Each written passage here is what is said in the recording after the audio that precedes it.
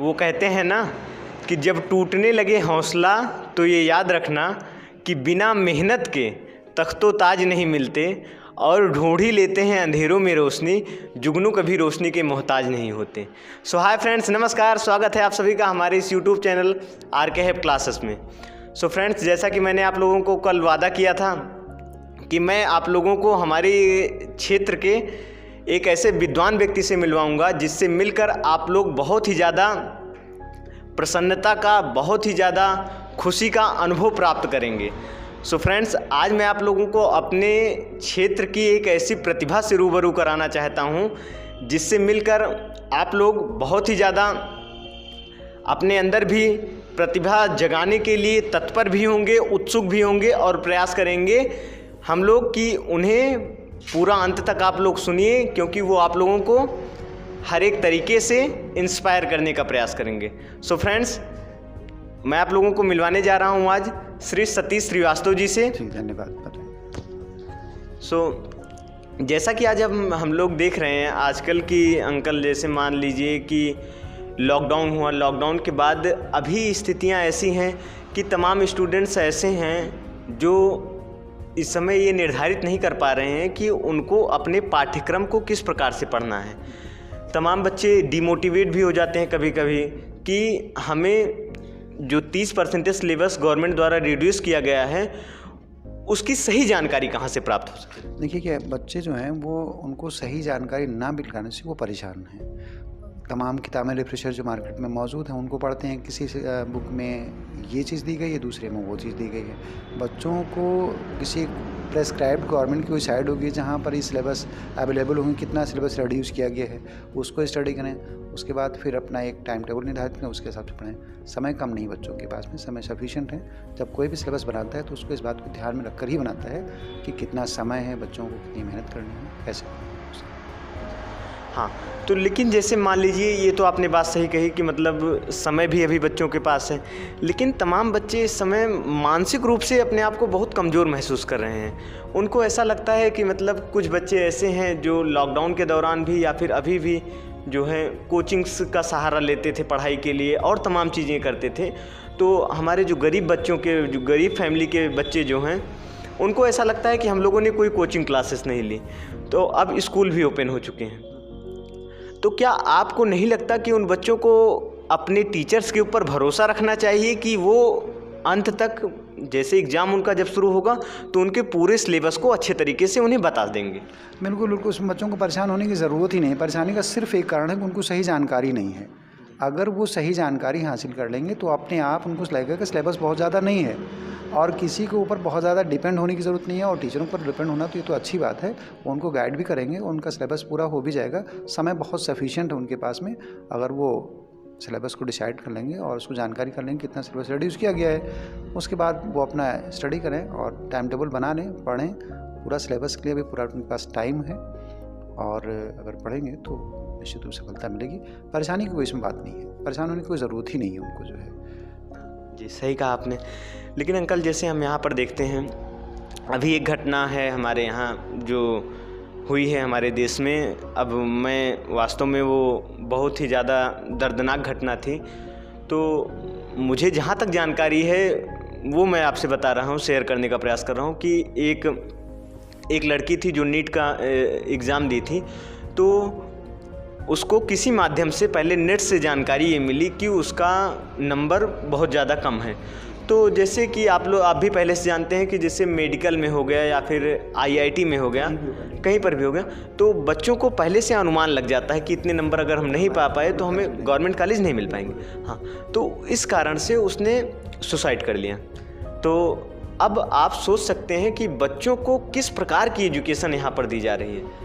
ठीक है, एजुकेशन का लेवल जो भी हमारे इंडिया में चल रहा है बहुत ज़्यादा बेहतर है, हम उस पर कोई सवाल नहीं खड़ा करते, लेकिन फिर भी क्या आपको नहीं लगता कि बच्चों को मानसिक रूप से भी तैयार करने की ज़रूरत है कि कोई भी फेज़ उनके जीवन में अगर ऐसा आए जब उन्हें लगे कि टीचर्स की उन्हें सबसे ज़्यादा ज़रूरत है? क्योंकि ऐसे मामले में कभी कभी देखा जाता है लोग अपने फैमिली मेम्बर से भी बच्चे बात नहीं कर पाते, उनके पास भी ऐसा प्रेशर रहता है कि हमारे घर वाले क्या सोचेंगे, तो ऐसी तमाम चीज़ें होती हैं। तो उस स्टेज से बच्चे कैसे बाहर निकले?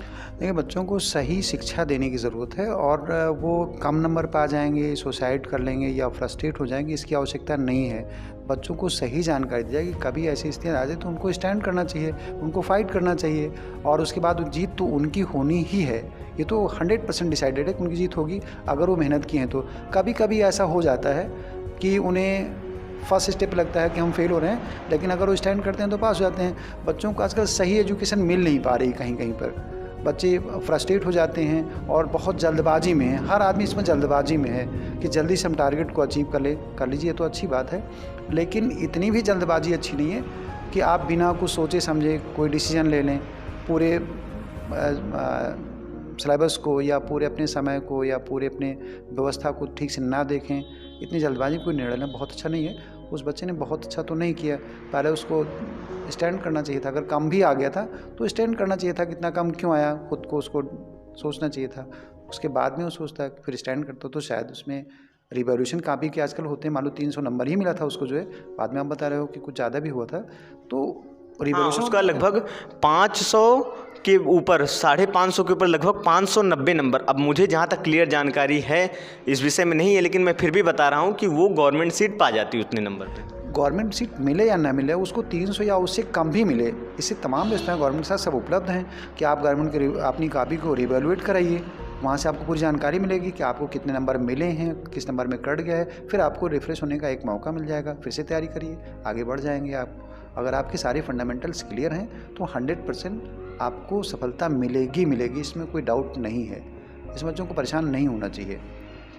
हाँ, वैसे भी अंकल अगर आप देखेंगे कि हमारे यहाँ जो भी आईआईटी के संस्थान हो गए, जो कि मेडिकल के हो गए, तमाम जो कोचिंग इंस्टीट्यूट हैं, वहाँ पर एक हब टाइप का बन चुका है कि लोग बच्चों के माइंड में जैसे वो होता है, जैसे किसी गार्जियन ने देखा न्यूज़पेपर तो अगर उस पर किसी बच्चे की फ़ोटो लगी है तो गार्जियन के माइंड में ऐसा इमेज बन जाता है कि यहाँ पर मेरे बच्चे की फ़ोटो होनी चाहिए। और वो चीज़ें हमें नहीं लगता कि मतलब उनके स्तर पर तो ठीक है, सभी माँ बाप चाहते हैं कि उनके बच्चे आगे बढ़ें, लेकिन बच्चों पर उसका क्या असर पड़ता है कि बच्चे उस पर कैसे अपने आप को उस समय मोटिवेट। बिल्कुल देखिए, ये सबका सपना होता है कि हमारा जो बच्चा हो एक अच्छी पोजीशन में हो, ये तो सबका सपना होता है। वास्तव में होता है कि हर माँ बाप ही चाहते हैं, वहाँ भेजना चाहते हैं, हम भी अपने बच्चों को भेजना चाहते हैं। बच्चों को कुछ बच्चे जो वहाँ से वापस भी चले आते हैं, उसका मेन कारण ये कि उनके जो फंडामेंटल कॉन्सेप्ट है वो क्लियर नहीं है। कभी कभी ऐसा होता है कि किसी कोई कमी, बस कभी कभी हमें नहीं कहेंगे कौन सी कमी, बस ये हमें जानकारी भी नहीं है, लेकिन बच्चों के आजकल जो फंडामेंटल कॉन्सेप्ट अगर क्लियर नहीं है, वो कोटा चले जाएंगे, इलाहाबाद चले जाएंगे, जेएनयू चले जाएंगे, कहीं जाएंगे तो वहाँ से जो सिलेबस वो शुरू करते हैं वो फंडामेंटल नहीं शुरू करते हैं। उनका एक अपना एक नॉर्म्स है, एक स्टैंडर्ड वहाँ से शुरू करते हैं और बच्चे को कुछ अगर थोड़ा बहुत समझ में आ गया तो ठीक है, नहीं थोड़े दिन टाइम देने के बाद वो वहाँ से वापस जाता है, उसको समझ नहीं आता है। वो अपने एक स्टैंडर्ड शुरू करते हैं और बच्चे को खुद फंडामेंटल क्लियर नहीं है। जब फंडामेंटल क्लियर नहीं तो आगे वो कैसे पढ़ेगा वो। अच्छा, अगर वो फंडामेंटल को क्लियर करने का प्रयास करें तो उनके पास इतना टाइम नहीं होता है। तो बहुत नॉर्मल बात है, बच्चे को पहले फंडामेंटल कॉन्सेप्ट को क्लियर कराएं, चाहे वो फंडामेंटल क्लासेस से कराएं या खुद उनके पेरेंट्स उसको क्लियर करें बच्चे को और गाइड करें उसको, तो काम हो सकता है। मतलब आपके अनुसार कि जो बच्चों की जो एक प्रकार से समझिए जो नींव होती है, जहाँ से बच्चे पढ़ाई स्टार्ट करना अपना सीखते हैं, चाहे फर्स्ट क्लास हो गया, सेकंड क्लास हो गया या फिर 8th तक 10th तक, ये बहुत ज़्यादा मायने रखता है बच्चों की आगे के। ये बहुत मायने रखता है कि उनकी जो प्राइमरी क्लासेस हैं वो कैसे रहे हैं, प्राइमरी में उनकी जो नींव है, यानी जो फंडामेंटल कॉन्सेप्ट है वो कितने क्लियर हैं। आजकल ज़्यादातर बच्चों के जो फेल हो रहे हैं, जो बच्चे आपने जैसा उदाहरण सुसाइड कर लिया बच्चे ने, उनके पास थोड़ा सा कमी थी, कोई ऐसी इतनी मेजर कमी नहीं थी, कोई मेजर फॉल्ट नहीं था जो इतना बड़ा एक एक्सीडेंट होता है। बहुत थोड़ी सी कमी थी बस खाली उसमें कि उसे एक फ़ाइट करना चाहिए था। हम यही कहेंगे कि उसको स्टैंड करना चाहिए था। अगर उसे लगा उसका नंबर कम हो गया था तो वहाँ पर उसको एप्लीकेशन देती, रिवैल्यूएट होता, आगे देखा जाता। और जो आप करेंगे बच्चों में अभी जो फंडामेंटल की आपने बात की, वो तो बहुत ही आवश्यक है कि जब तक बच्चों के जो फंडामेंटल कॉन्सेप्ट हैं वो क्लियर नहीं होंगे वो आगे बढ़ नहीं सकते हैं।